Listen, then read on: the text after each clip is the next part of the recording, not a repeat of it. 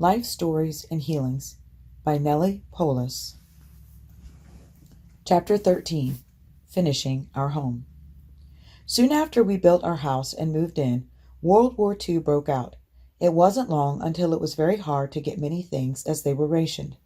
Among these was wiring to wire the house, so we could not finish our house until it was wired for lights. We waited, hoping the war would close and things would be released, but as time went on, we lived here 2 winters or maybe more with cardboard partitions and using extension cords to have light. The extension cords had worn until they were unsafe to use, and it was costly and hard to replace them. The cardboard was torn, and it would cost much to try to heat the place another winter as it was. It looked as though something had to be done. We prayed and decided to apply for priority to get wire. We wrote to the rationing board and applied for wire. They sent us word that we had to meet a government man who came certain days to interview those who wanted rationed articles. We met in one of the courtrooms, and it was 2/3 or more full of people waiting to be interviewed. As we sat and he called the names one by one and interviewed them, they would be rejected. Husband said it didn't look like we had any chance at all. I said, pray. We were the last, I believe, to be called. Only 2 or 3 had their request granted out of all that number, so in a natural way, our chances looked very uncertain.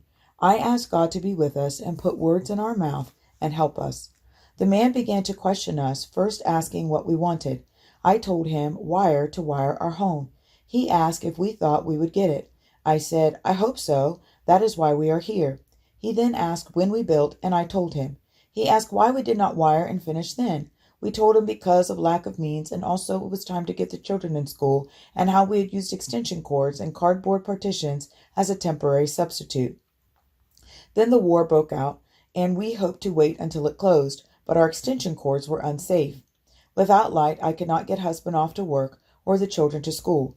I did not know what to do, but asked for wire. He asked a few more questions and then said, how much wire do you need? We told him, and he filled out a paper and handed it to us and told us to go get wire.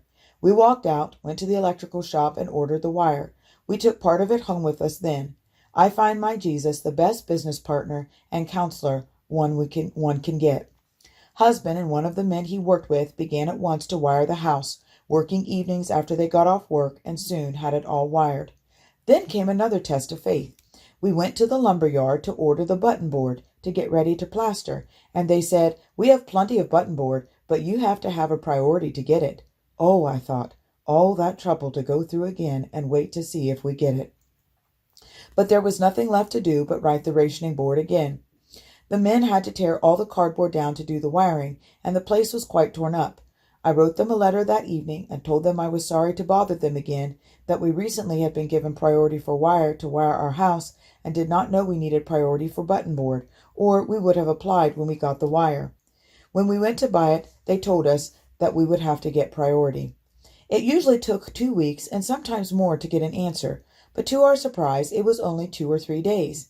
They told us we did not need a priority to get the button board. It was scarce, and we might have to shop around some to find it, but if we found any, to buy what we needed. When husband came home, we went to the place where they had told us they had plenty. When we went in, the same man we talked to before came to us. We asked if they had button board. Again he said, yes, we have plenty, but it takes a priority to get it. You have to get it through the ration board, and you have no priority, have you? At that, I handed the letter from the board to him and said, I think this will help us out. He looked at it. His face turned red, and he picked up a pen and order sheet and asked how much we needed. We made our order for plaster, button board, and all we needed to finish our house. He told us he would send it out first thing in the morning. We went home happy, knowing God had again helped us in our time of need. We soon had our home finished. All who are old enough remember about the gas rationing during the war. It was during this time I was quite busy answering calls to visit the sick and needy, and especially in hospital and jail work. They said it was a good work and allowed us gas for this and for husband to go to his work. We had been allowed this amount of gas for some time, and we needed more gas many times to be able to fill the calls, but did the best we could with what we had. One day we received word that our gas had been reduced and received only stamps enough to get husband to work, with no extra gas to go to church services, get groceries, or go anywhere. Husband and I took our stamps and went to the ration board. They sent us to the man who issued the stamps. He talked to husband a little and told him he would have to see and talk to another man there.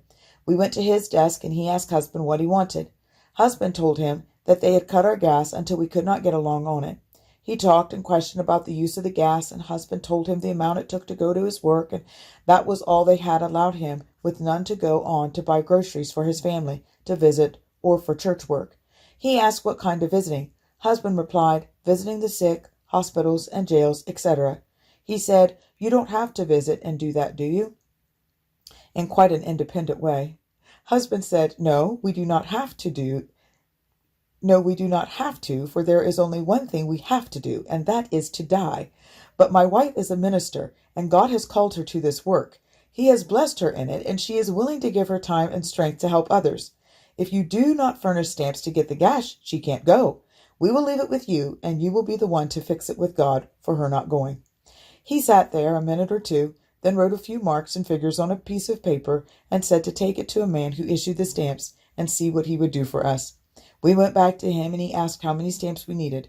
Husband told him how many we had been getting, and he handed us a book larger than any we had ever had.